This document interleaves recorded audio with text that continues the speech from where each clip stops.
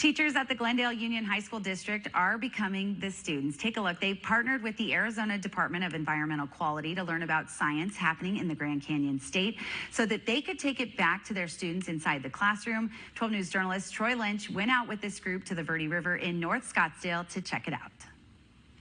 Yeah, this is so cool. Around 10 teachers with the Glendale Union High School District, they were able to do this, and they were able to partner with ADEQ, and that actually happened a few years ago, but this is only the second event like this that they were able to do. And the goal of this is just to give these teachers real-life scientist experience so then they can take what they learn and eventually bring it down to their classroom and put it in their curriculum for their students. So yesterday, we were able to go to the Verde River, and we were looking for macroinvertebrate along the river floor. Now, we learned about why these guys are important to determining if this river stream is healthy. Now, these little creatures, they live under rocks and the mud of the Verde River and are so important because certain species have different tolerance levels to pollution.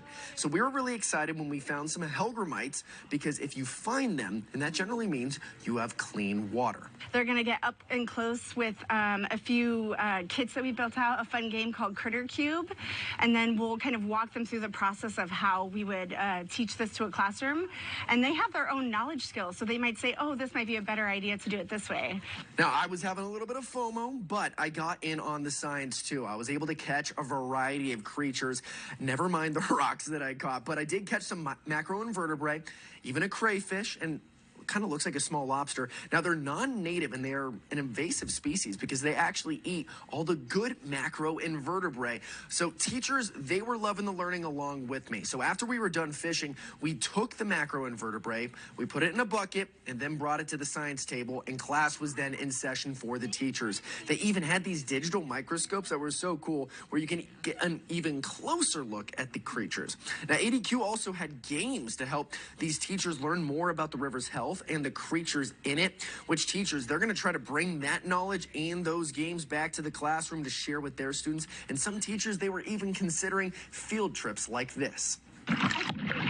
We really want our students to have opportunities to see real-world science, and so partnering with ADEQ, we're seeing science in action with real techniques and real future opportunities. Our students can work with possible internships and other ideas for their college career and life future plans.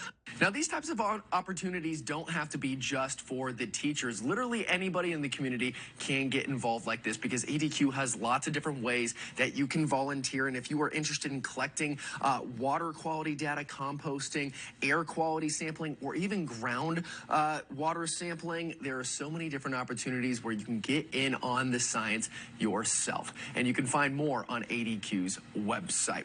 Now, we're here in the newsroom. Troy Lynch, 12 News.